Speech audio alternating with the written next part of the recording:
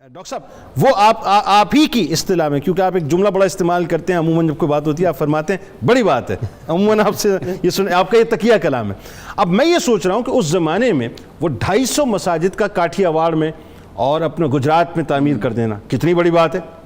اتنے لنگر خانوں کو جو چلا دینا، کابل کے اندر جو لنگر خانے تو 600 افراد کھا رہے ہیں، غزنی میں، ہرات میں، کتنی بڑی بات ہے۔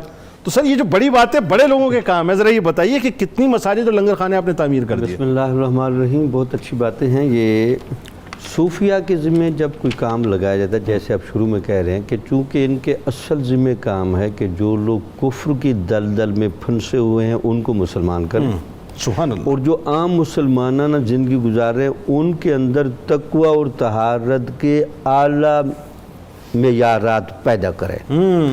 تو صوفی اپنی نگاہ میں اور اپنے دل و روح کی طاقت میں جو ولایت لے کر پھر رہا ہوتا ہے نا، وہ پہلے ایک سازگار ماحول بنانا چاہتا ہے تاکہ لوگ پہلے دیکھتے ہی بھاگ نہ جائے۔ ان کے ہمیشہ پہلا جو اہتمام ہے صوفیاء کے ہاں، جو ایک روایت ہے، یہ جہاں بھی جاتے سب سے پہلے خدمت خلق ان کے پیش نظر ہوتے ہیں، اور سب سے پہلے وہاں لنگر خانہ جاری کرایا جاتا ہے۔ سبحان اللہ۔ اچھا، اور کمال یہ دیکھیں ان کے لنگر خانوں پہ بیک وقت مسلم اور غیر مسلم کٹھے بیٹھ کے کھانا کھاتے ہیں۔ سبحان اللہ۔ اور یہ کیسے ہماری صوفیاء کی روایت رہی ہے، اور وہ جو غیر مسلم آخر جیسا بھی ہے وہ ایک انسان تو بیٹھا ہے، لیکن اس کی نگاہوں نے کبھی ایسا چہرہ نہیں دیکھا ہوتا، سبحان اللہ، ایسی نگاہیں نہیں دیکھی ہوتی جو پیر کامل لنگر کھلاتے ہوئے ان کے چہروں پر، ان کے روح پر پھیر رہا ہے۔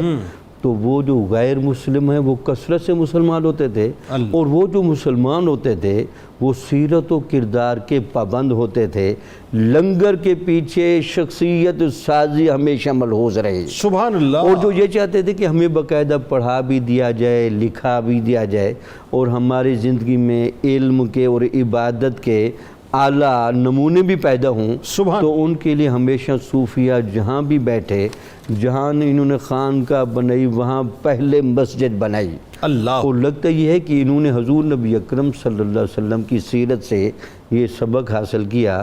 جب آپ مدینہ شریف تشریف لائے تو فوراً آپ نے مسجد کی تعمیر کا حکم دیا۔ سبحان اللہ۔ تو صوفیہ کے اندر بھی وہی رنگ ہے۔ سبحان۔ پھر آپ کی شخصیت کا رنگ دیکھیں کہ آپ نے جہاں بھی گئے سینکڑوں کی تعداد میں باقاعدہ مساجد بنوائیں، اور بعض مساجد کا تو باقاعدہ ریکارڈ بھی موجود ہے، جیسے آپ نے خود فرمایا کاٹھیا واڑ اور گجرات میں آپ نے 250 مساجد اور مدرسے بنوائے۔ سر یہ یہاں رک کے ایک جملہ میں ذرا آپ سے سمجھنا بھی چاہتا ہوں، یہ میں نے بھی روا روی میں جملہ کہا، آپ بھی فرما رہے ہیں۔ اب یہ 11ویں صدی ہجری کی بات ہے، نہ وہاں پر اس طرح کی ظاہر کنسٹرکشن کی فیسلٹیز ہیں، نہ اس طرح کے ڈونرز موجود ہیں۔ آج ایک مسجد کوئی شخص بنانے جاتا ہے تو کتنی مشکل ہوتی ہے اس کے فنڈز کے لیے۔ یہ کیسے پاسبل ہوا کہ ایک 250 مساجد ایک ہی علاقے میں ایک ہی جورسڈکشن میں بنا دینا؟ کیسے اصل میں یہ جو صوفیاء کے ہاں ایک برکت کا ماحول ہوتا ہے نا، اور ان کے اندر ایک جادو اثر ہوتا ہے۔ پھر صوفیاء کا طرز عمل یہ صوفیاء باقاعدہ مسجد بنانے میں خود اسی طرح حصہ لیتے ہیں جیسے سرکار دو عالم صلی اللہ علیہ وسلم مسجد نبوی میں حصہ لیا۔ اللہ، اب ہمارے ہاں تو وہ مشائخیت کا یا پیروں نے جو ایک تصورات بنائے ہیں وہ تو ان تصورات سے کوسوں دور چلے گئے، ایسا ہی، ورنہ یہ لوگ تو اپنے زمانے کے بہت بڑے ورکر بھی ہوتے تھے، اور ہر کام کو برکت کے طور پر ہاتھ بھی لگاتے تھے اور اس میں باقاعدہ شامل بھی ہوتے تھے۔ اچھا، تیسرا جو آپ بڑا کام کرتے رہے وہ یہ تھا کہ جہاں سے آپ جانے لگے تو وہاں اپنا تربیت یافتہ بندہ ضرور مقرر کیا، ہاں، نمائندہ ضرور چھوڑا، تاکہ وہ ان لوگوں کی باقاعدہ آگے نگرانی بھی کرے اور ان کو آگے مستقل روحانی طور پر ارتقاء پذیر بھی کرے، تاکہ لوگ شخصیت سازی میں اچھے اور پاکیزہ مسلمان ہونے میں ایک اعلیٰ کردار۔ اچھا، یہ بالکل یہ ایگزیکٹلی وہ سچویشن ہے کہ جب کشمیر میں آپ تشریف لے گئے، 6 مہینے آپ تقریباً وہاں پہ رہے نا، بالکل ٹھیک ہے، اور جب آپ وہاں سے جانے لگے تو آپ نے اپنے بھائی ابو المکارم فضل قادری رحمۃ اللہ علیہ کو جو ہے منتخب کیا، اور پھر وہ نمائندگی جو ان کے ہاتھ میں دی کہ اب آپ نے یہاں پہ رہنا ہے، ایسا ہی ہوا۔ اچھا، ایک چیز بتائیے، مساجد تعمیر کرتے جو پہلا کام آپ فرماتے تھے وہ یہ کہ ایک طرف لنگر خانوں کو جو ہے وہ باقاعدہ جاری فرما دیتے تھے، اور دوسرا قرآن پاک سے لوگوں کو اٹیچ کر دیتے تھے، یہ اس میں کیا حکمت ہوتی تھی؟ صوفی قرآن کی حقیقت کو جانتا ہے۔ صوفی نے قرآن کے ذریعے ایک بندے کو جہاں علم دینا ہوتا ہے وہاں اس بندے کے قلب و روح کو قرب الہی کی چاشنی سے بھی آگاہ کرنا ہوتا ہے. آہا. اور صوفیہ کے یہ ایک مجرب نسخہ ہے کہ حضور نبی اکرم صلی اللہ علیہ وسلم کی حدیث مبارک بھی سن لیں.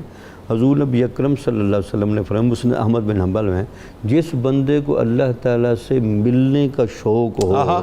وہ قرآن کو اپنے اوپر لازم کر لے. سبحان اللہ، ماشاء اور اللہ. جس بندے کو حضور نبی اکرم صلی اللہ علیہ وسلم نے یہ بھی فرمایا جس بندے کو مجھ سے ملنے کا شوق ہو آہا. وہ بھی قرآن مجید کو اپنے اوپر لازم کرے. سبحان اللہ. تو اس کا مطلب ہے کہ جب آپ قرآن کی گہرائی میں اتریں گے تو آپ کو نور الہی اور نور محمدی کی نہریں بہتی ہوئی نظر آئیں گے. سبحان اللہ. تو صوفی لوگوں کو اس حقیقت کے قریب کرتا ہے. تو اس لیے قرآن کا پڑھانا اور اس کا اہتمام ان کے ہاں بڑی کثرت کے ساتھ ہوتا ہے.